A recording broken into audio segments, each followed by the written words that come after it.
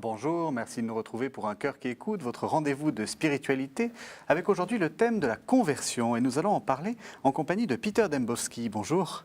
Bonjour, monsieur. Alors Peter Dembowski, vous êtes un personnage assez extraordinaire parce que vous êtes professeur émérite de langue et de littérature romane à l'université de Chicago, mais vous avez été aussi résistant polonais et vous êtes l'auteur d'un livre que j'ai trouvé extraordinaire, je vous le dis sans flatterie, Merci, mon Des cher. chrétiens dans le ghetto de Varsovie. Alors vous allez nous expliquer ce livre un peu, mais la tradition de l'émission, c'est qu'on commence par un texte, et donc je vous propose que vous nous lisiez ce texte. Monsieur.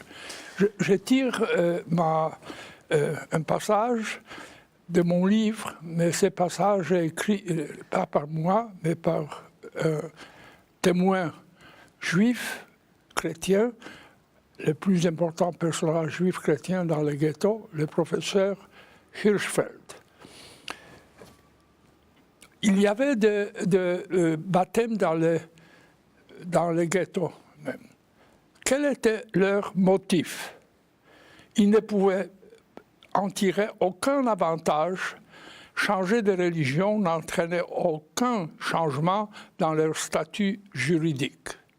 Non, ce qui les séduisait, c'était l'attrait d'une religion d'amour. Il était attiré par la religion de la nation à laquelle il se sentait appartenir, vers la religion où il n'y a pas ou ne devrait pas y avoir la place pour la haine. Les Juifs sont tellement las de vivre dans une atmosphère d'universelle antipathie, d'une antipathie dont on ne demande pas on ne demande bien la raison. Ces réflexions contredisaient les opinions de ceux des écrivains juifs qui ne voyaient que des raisons intéressées au baptême du ghetto. Pour les concrétiser, Hirschfeld donne l'exemple d'un de ces baptêmes. Mon étudiante, voilà, je le cite, « Mon étudiant est prête pour le baptême. Elle a l'aîné juif et des lèvres épaisses. Je vois dans ses yeux un profond désir de sympathie humaine, une sympathie qu'elle souhaite d'avoir rendre de tout son cœur. Des hommes forts vont venir qui se trouveront au plus haut échelon de la société, ces prêtres de la nouvelle religion. Ils vont prendre la petite juive, polonais Żydóweczka, par la main et la protégeront de la haine. Elle pourra être bonne à leurs yeux. Après tout, le christianisme est devenu fort quand il a étendu les droits de l'égalité et la dignité humaine à ceux qui souffraient et étaient méprisés. Égalité devant Dieu et peut-être devant les hommes. Car c'est une terrible épreuve de vivre en portant marque de Caïn sans avoir mérité. Et seule une religion d'amour peut et doit effacer cette marque. Voilà sans doute ce que pensait cette petite jeune fille pendant son baptême. Alors, pour expliquer un peu ce texte, il faut expliquer que vous avez donc écrit ce livre, Des chrétiens dans le ghetto de Varsovie, pour montrer qu'il y a, c'est un épisode que moi personnellement je ne savais pas du tout, il y avait dans ce fameux ghetto de Varsovie des gens, des juifs, qui s'étaient convertis. Il y avait dans le ghetto de Varsovie, pas seulement des chrétiens, il y avait 3 paroisses qui existaient avant la guerre là-bas et qui fonctionnaient. Une des paroisses a cessé de fonctionner après 12 mois de ghetto. Les 2 paroisses fonctionnaient jusqu'à la destruction de la plupart des Juifs des ghettos de Varsovie.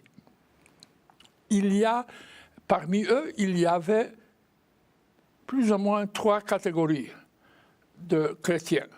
Ceux qui descendaient de la famille christianisés, ceux qui se sont convertis avant la guerre et finalement, ce dont parlait Hirschfeld, ceux qui se sont fait baptiser dans les ghettos pendant. Alors, peut-être expliquer qu'est-ce que c'est que ce ghetto finalement. Comment est-ce comment on est arrivé là? Oui. D'abord, je suis philologue, donc il faut expliquer que les Allemands n'ont jamais employé le mot ghetto. Juifs et Polonais employaient les juifs et non-juifs. C'est très difficile ici, employer le mot ghetto. Ghetto, c'est un quartier. Il n'existait pas avant la guerre, c'est un quartier exclusivement pour les Juifs, défini par les Allemands. Oui. Et il existait comme quartier exclusivement juif pendant la première année de la guerre, et à la fin de cette première année, il est devenu emmuré et enfermé. Au fond, si j'étais sociologue, je dirais que c'était vraiment un énorme camp de concentration. Oui. On employait ces gens pour travailler, etc. Mais il y avait des conditions terribles. Il y avait beaucoup de Juifs morts avant le transport à Treblinka, à la fin de 1942. Oui. Lorsque le ghetto a été pris, c'est ce qu'on appelle action, le fait que le... Oui, ce qu'on appelle, j'emploie le mot allemand, allemand, action. Et il était pris dans une place de transport, Umschlagplatz, on garde ce terme en allemand, parce que surtout Umschlagplatz fait peur, toujours, vous savez. Maintenant, ce ghetto existait jusqu'à la fin jusqu'à l'automne de 1942. Ensuite, il y avait quelques dizaines de milliers de juifs qui restaient là-bas, parmi eux aussi ceux qui étaient, pour ainsi dire, illégaux. Vous savez, ils se cachaient. Oui.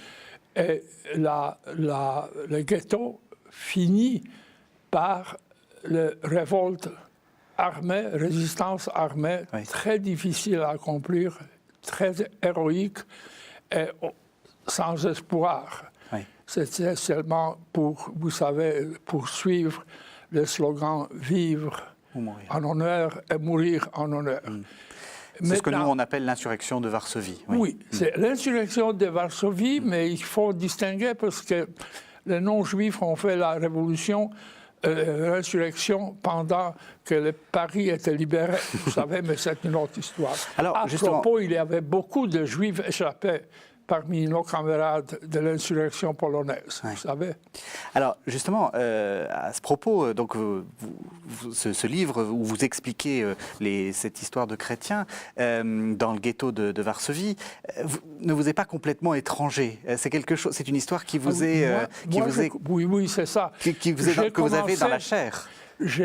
Depuis la mort précoce de mon père en 1937, je vivais dans la famille de mon oncle paternel, qui a épousé une belle, intelligente et bonne femme qui s'appelait Janine Lande.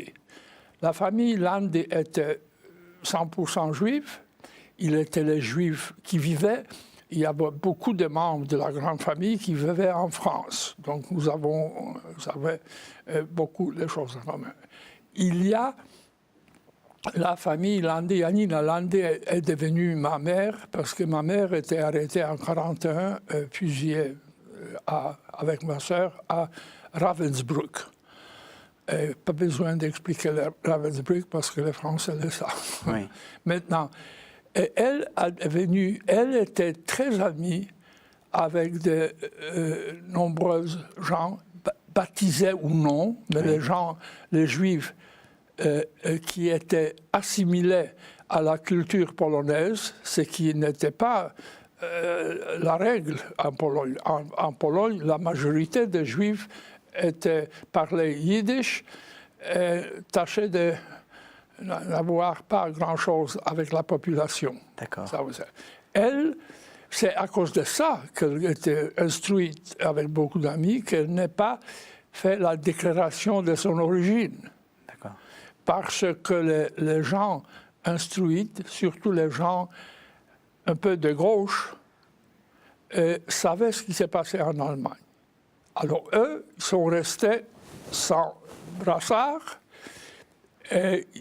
mais pendant la guerre, on ne discutait pas ses origines. Vous savez, c'était un de nos nombreuses choses défendues à discuter. Vous savez, on attendait. C'est seulement après la guerre, cette femme est devenue très importante dans ma vie. Je la nomme dans mon livre anglais ma plus que mère. Oui. Vous savez. Oui. Elle, finalement, a fait une visite à Chicago en 1967. Il m'a dit, s'il vous plaît, écris notre histoire. Notre, ça veut dire ici l'histoire de gens comme elle. Oui. Et je me suis rendu compte que les premières éditions communistes des documents juifs, très souvent, omettaient ou falsifiaient la présence de chrétiens, vous savez, et l'importance de leur présence. Et vous allez poser la question sur l'importance. Oui. Mais j'ai promis donc à ma tante à Chicago qu'aussitôt que je entre en retraite, je vais écrire ça. Maintenant, c'était bon de ne pas écrire tout de suite parce que les mémoires mûrissent chez les vieux. Je me souviens beaucoup plus des détails. Oui. J'ai des rêves sur les détails. Et ensuite, je pouvais employer les mêmes documents, mais réédités après. Les communistes avec toute la... Donc non falsifiés. Oui. Alors justement, cette importance des chrétiens, pourquoi c'était si... Il était important dans les ghettos, parce qu'il était, pour tous, assimilé dans la vie normale des Polonais, donc capable de mener une administration. Que ghetto, après tout, il y avait presque des millions de gens, et il fallait une administration, la distribution des vivres, vous savez, tout ça. Et il y avait beaucoup, les médecins surtout. Le chef de l'hôpital juif orthodoxe était M. Stein, était chrétien. Ouais. Et on disait finalement, le juif était un peu révolté. Certains juifs me disent, mais il est bon médecin. Donc, il est devenu le chef parce qu'il était bon médecin.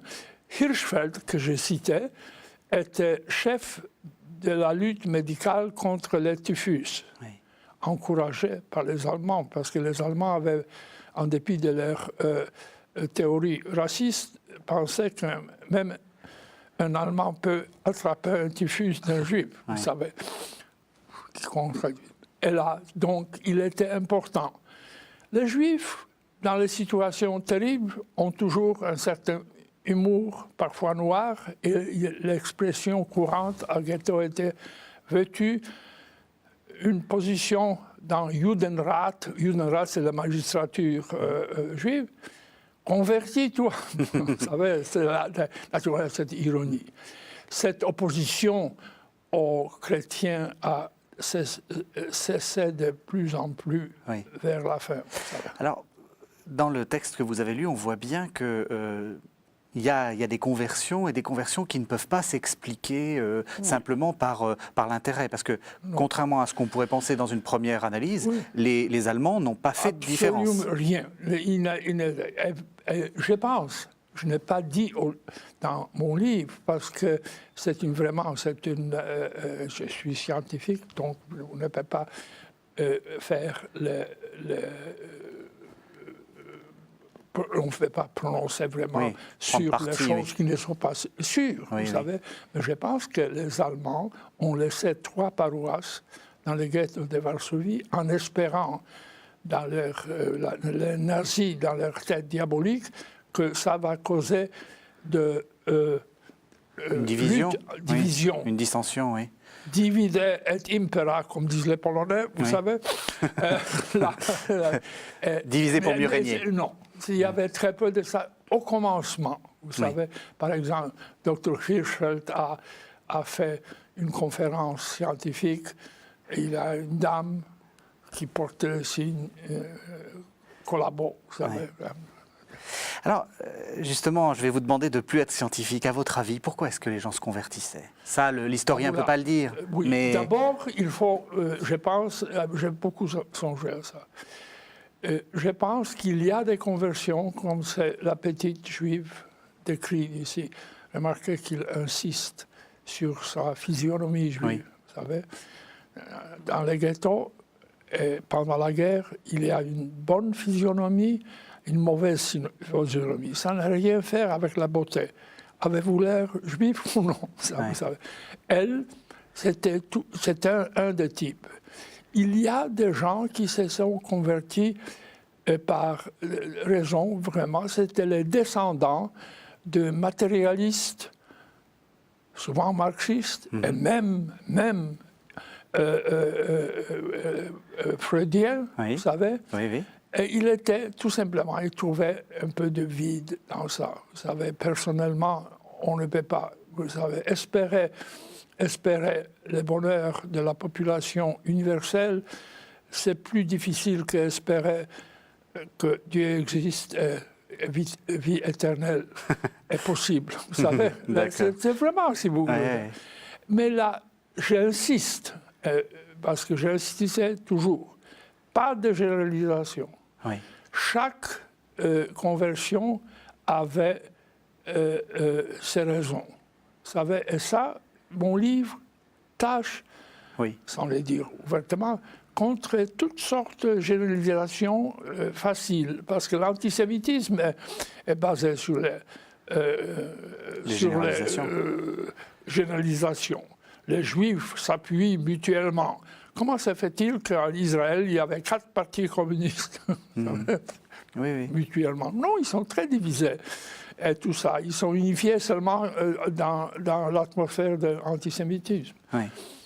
Il y avait un antisémitisme très ancien, mais on ne peut pas parler vraiment de Pologne comme antisémitisme. Le vrai antisémitisme du type allemand est venu en Pologne, hélas, parmi les étudiants, vers 1935. La Pologne était pleine de toutes sortes de groupes de gens. Ce n'était pas un pays national. La couronne polonaise avant le XVIIIe siècle les Juifs étaient protégés par le roi, comme les Ukrainiens, les Lituaniens, les Biélorussiens étaient protégés par ça. Ce qui explique le nombre de Juifs en Pologne. Il y a une énorme. Les Juifs sont venus expulsés de l'Allemagne au XIIIe, XIVe siècle. Ils parlaient yiddish, et yiddish n'est pas une langue juive, yiddish est la langue allemande du Sud. Vous savez, Goethe c'est ça. étudiait yiddish parce que c'est très intéressant pour un savant. Elle a naturellement farci de mots hébreux et slaves. Hébreu pour la théologie, slave pour manger. Vous savez, mais il était là depuis très longtemps. Et au XIXe siècle, quand le nationalisme a commencé en Pologne au sens moderne, eux, chez nous, dans l'ancien territoire de la couronne, commence le nationalisme juif qui s'appelle zionisme. Alors, pour revenir à cette question de la conversion, est-ce que vous iriez jusqu'à dire que si ces gens se sont convertis, c'était parce qu'ils étaient attirés par le christianisme? Oui, il est attiré, c'est là que je tirais mon passage, il est attiré par le christianisme, par son universalité, par sa absence il faut être descendant d'Abraham. Et c'est illogique chez les Juifs, parce que les Juifs acceptent les conversions vers. Et il y avait des gens, je vous dirai pourquoi, parce que les Juifs, pas Juifs, les Juifs que j'ai connus, convertis, sont devenus les leaders, comme vous dites, d'un nouveau catholicisme en Pologne. vous savez, Zofia Landi, sœur aînée de ma plus que mère, Oui. est devenue un des grands chefs du néo-thomisme en Pologne. Elle étudiait en France. Vous savez, elle était grande amie de Jacques Maritain. Et il a introduit par une revue qui s'appelait Verbum, vous savez, les pensées de Maritain en Pologne. Et tous ces juifs qui étaient convertis, finalement, ils sont devenus quoi? Ben, ceux qui ont survécu, il y a beaucoup de juifs qui sont allés avec tout le monde à Treblinka, il faut se souvenir. C'est-à-dire que, oui, excusez-moi, lorsqu'on dit justement, voilà, et ce qui n'enlève pas l'horreur de la chose, hein, mais qu'il y avait énormément de juifs, il faut aussi toujours penser qu'il y a un petit groupe de chrétiens. Oui, il y avait toujours. Et il était important. Et vers la fin du ghetto, on cessait de, vous savez, d'envier leur position, leur importance. Il n'y avait rien à faire avec le christianisme. Ce qui est important, historiquement parlant, que Adolphe, vous savez qui, les Polonais par politesse ne mentionnent pas Hitler. Adolf Hitler a inventé, a cessé de prendre l'idée de religion comme un critère de juifeté ou non-juifeté. C'était complètement différent. Par exemple, les Turcs... Vous voulez dire c'est la race? En fait, la race, on ne peut pas dire, parce que la race, c'est une absurdité. Vous savez, nous sommes... Je parle du point de vue allemand, c'est-à-dire ce qu'eux considéraient être la race. Et il faut souligner donc qu'ils considéraient les Polonais comme une race inférieure, une race.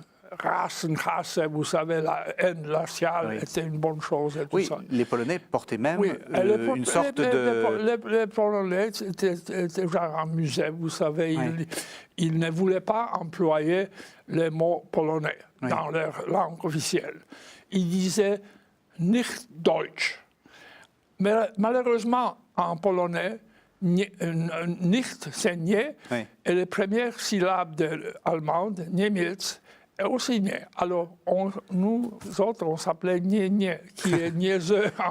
D'accord. C'est pas un bon son. Nicht Deutsch, ça veut dire non allemand. Non allemand. La population non allemande, très, très souvent après. Mais ils disaient Jude, juif. Donc, tous ces chrétiens, et c'est un peu le mémorial que vous faites, tous ces chrétiens sont morts à Treblinka, en fait. Et, sauf ceux, et nous ne connaissons pas les noms, sauf ceux qui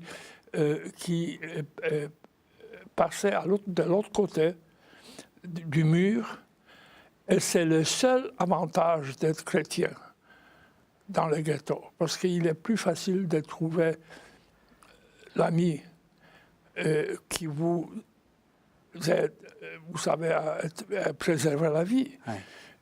Il y avait des organisations organisées à propos par le gouvernement polonais à Londres. Ils envoyaient des dollars parce qu'il fallait vous donner l'argent parce que vous ne pouvez pas travailler, parce que vous n'avez pas de Arbeitskarte. Alors, ils voulaient vivre. Mais les chrétiens trouvaient ça plus facile de trouver l'aide en dehors. Mais il y a sans doute, il n'y a pas de statistiques là-dessus. Vous savez, sans doute, il y avait beaucoup de gens qui ont péri à Treblinka. Il y avait même une femme notée par un de mes témoignages qui s'est convertie 24 heures avant d'être tuée. Et là, les prêtres, nous sommes catholiques, donc on comprend avec humour certains règlements catholiques avec lesquels nous vivons. Et mon frère est évêque et parfois il se nomme, je suis anticlérical, en Pologne, on peut le dire. Les prêtres, vers la fin de ghetto, tout à coup ont abrégé la loi qui exigeait 4 semaines de préparation catéchiste, vous savez, parce qu'ils savaient, ceux qui n'étaient pas les simples juifs, qui ne parlaient que yiddish, savaient que c'est la fin, vous savez. Mais les Allemands étaient très capables de cacher leurs motifs, vous savez. Mais écoutez, on arrive à la fin de Oui. cette émission. Donc, je vous remercie beaucoup, Peter Oui, Dembowski, parce que c'est. Merci beaucoup Je trouve que. je suis honoré Ah ben, d'être invité. Eh bien, moi aussi, je suis très honoré parce que j'ai trouvé que votre livre, donc, qui s'appelle Des chrétiens dans le ghetto de Varsovie, épitaphe pour des morts oubliés, et qui est paru chez Paroles et Silence dans la collection Communio. Donc, votre livre, je trouve que c'est un très beau témoignage. Je Et vous c'est quelque remercie chose qu'il faut beaucoup. absolument lire. Et si j'ose ajouter une phrase, Bref. les critiques juives de Jérusalem et des États-Unis étaient positives. Merci, Peter Dembowski. Merci, mon cher.